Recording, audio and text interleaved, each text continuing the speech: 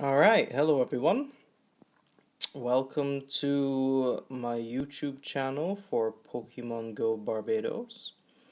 My name is, for these purposes, Michael Alex 246. That's my username. As you can see, I am a level 30 Mystic trainer, and the reason why I have created this channel is because what else does one do when one has reached level 30 and completed their Pokédex for where they live. So this is where I live. I am in Wildy. As you see, the Church of the Nazarene is right here, and I can see the Wildy gym from here as well, which seems to be attacked at the moment, I think. It's currently run by Surprise Surprise Instinct, so kudos to them. They got some okay Pokemon in here. This Vaporeon looks dangerous, but it looks like it's being attacked right now. So let's hope it's being built up for Team Instinct's sake, but we'll check back there in a minute. I can also see the Boy Scouts gym from here, and lo and behold, surprise, surprise, it's run by Team Mystic. So yes. So what we're going to do with this channel is give you guys some tips and tricks playing in Barbados, pros and cons playing in Barbados. We're also gonna let you know where like nice rare spawns are, videos of me hunting, sometimes with people, sometimes on my own. Just gonna talk about all things Pokemon Go related and any queries that you might have in regards to the game and how it relates here in Barbados. Barbados has about 130 Pokestops and about 35 gyms, so at some point we're gonna try and visit them all. But for now, we're going to give you tips and tricks and pros and cons, as I said, to playing in Barbados and where the hotspots are that are easy to get to and safe to play at.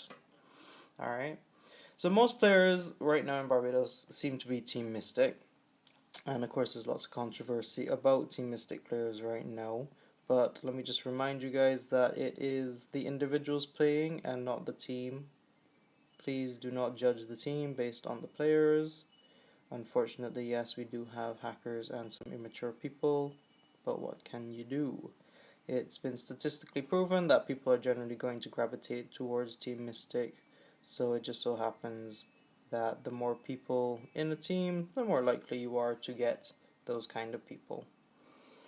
Having said that, I actually encourage players to pick other teams, which are Valor and Instinct, because we need a bit of competition. Alright, also, it's very difficult at the moment to get into your own team's gym. They're supposedly working on balancing that, but we're gonna hope that that is fixed soon. But currently, it's easier to get into another team's gym than it is to build up your own. But we're gonna discuss about building up your own team gym as well. So yeah, if you're new and you haven't picked a team, I suggest you go with another team other than Mystic, unless you really like Mystic. I'm not saying don't pick Mystic, because I picked Mystic for the reasons that I like blue, I like Articuno, I like the word Mystic, so that's why I chose Team Mystic. If it turns out though that all players can catch all types of legendaries, then maybe I'll change, just because we are getting a poor reputation as a team right now, and I do have friends and other players that play as Valor. So maybe, but blue is my favorite color, so maybe not. We'll also talk about how I reached level 30. As you see, my start date was the 19th of July.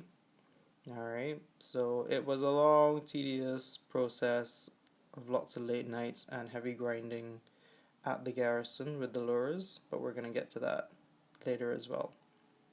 Let's talk about the pros and cons now of playing in Barbados. Alright, so the first con, we'll start with cons. The first con is that it's hot as hell in Barbados during the day. right? So no one wants to go walking around in the hot sun, especially now in summer. So that's one disadvantage. The second con is that the majority of the Pokestops are down the south coast. So if you don't live down the south coast, you have to travel to really find and collect Pokestops. Um, but we'll go through them in a minute. I'm going to put a map in the description that has been player created that shows you where all the stops and gyms are, and that will help you. There's also Pokemon hotspots and rare spawns that I've added to that map as well. Alright, and the third con right now is that a lot of good spawning points seem to be in rough neighborhoods, such as the Pine and down near Bay Street, as well as some other neighborhoods that I kind of roll up my windows to go through when I go hunting. And some places you don't really want to walk around in, um, particularly. But that's really all the cons I can think of. If you have any more cons, please put them in the comment section below, and we can discuss those further. Now let's go to the pros. So the pros, seems to be a big pro, is that in Barbados we can actually catch all of the Pokemon. As you can see from my Pokédex, I have managed to do that. I have actually caught the majority, if not all of my Pokemon in the wild. Obviously I've hatched a few, but I've also caught them in the wild. I've caught Scythers, Jinxes, Electabuzz, Magmars, Pincers. I've caught 3 Lapras in the wild. I've caught a Vaporeon and a Jolteon in the wild. My Snorlax is actually I caught, and I've not hatched a Snorlax or an Aerodactyl yet.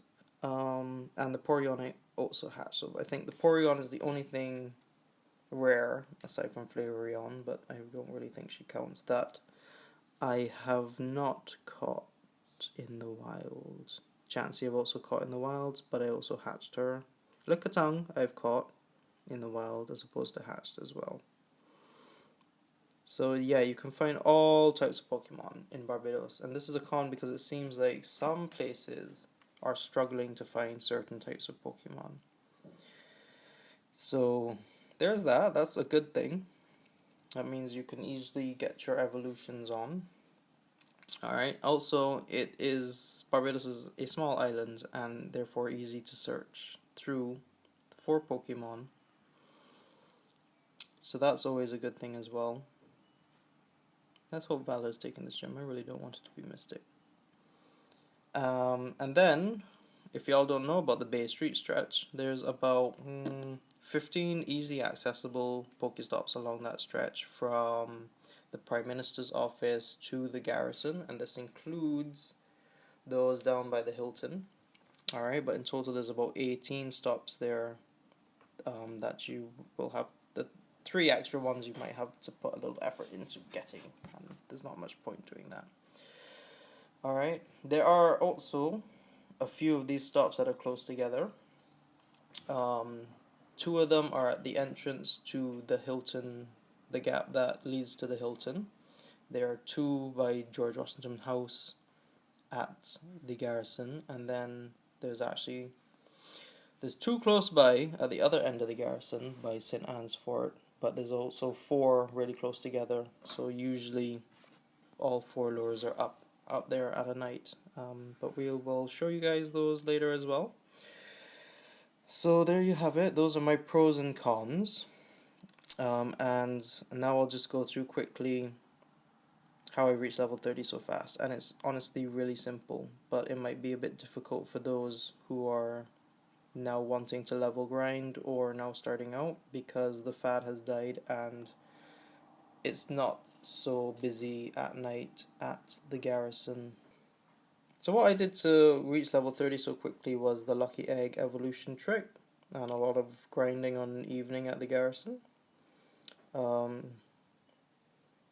basically, one goes to the garrison on a night and uses all the lures that go on there on an evening. So you can have up to 4, sometimes all 6 are going, but I don't really encourage that. So, but the 4 at St. Anne's Fort to the clock tower are usually going, or at least they were when I first started. And so heavy grinding was done every night there. It's from about 7 to midnight usually. Yeah, told you, lots of hard work. You got to be out there if you want to reach the level. Um, and then once you collect your Pokemon, especially Pidgeys, Weedles, and Caterpies, which I don't really have many of right now, because I'm doing something completely different now that I've reached level 30. But as you see, Weedles take 12 candy to evolve, as do Caterpies and Pidgeys. So you collect them and you evolve as many as you can within that half an hour. As many things, not just the Weedles and the Caterpies and the Pidgeys. You evolve everything you have, and you also save new evolutions for this trick as well, because you get 500 points for evolving a Pokemon and 500 points for a new Pokemon in your Pokédex. So don't rush those new Pokemon evolutions. Wait till you're ready to pop that lucky egg and make the most out of them. You're gonna get them, don't worry, just wait, make the most of it, alright? And that's pretty much how it's done. You know, you go, you grind, you collect, you come home for me it was every 2 to 3 days depending on the night, and popped another lucky egg. And that's what I spent my coins on between like level 25 to 30 after collecting from gyms on a night, was the lucky eggs. So also every 2 to 3 days I would be able to get 30 to 40 coins, so I would be able to get another lucky egg so that I could do the evolving. So that's how it goes. That's how you get to high levels quickly. It is a lot of time, patience, but strategy as well. So you're going to know how to use your lucky eggs at the right point. The most amount of experience I've got from a lucky egg was about 74,000 experience. So, you know, that's a good set of experience there that you can get. Alright, so I think I'm going to go hunting now, and show you the Bay Street stretch as well, just so that you guys have an idea. Again, I know most of you will know the stretch very well, but again, this is an introduction episode, so, you know, it's just here to introduce the game to those who are new playing in Barbados. Alright, so here we go. Hopefully we can find some rare Pokemon along the way, and I'll see you out there.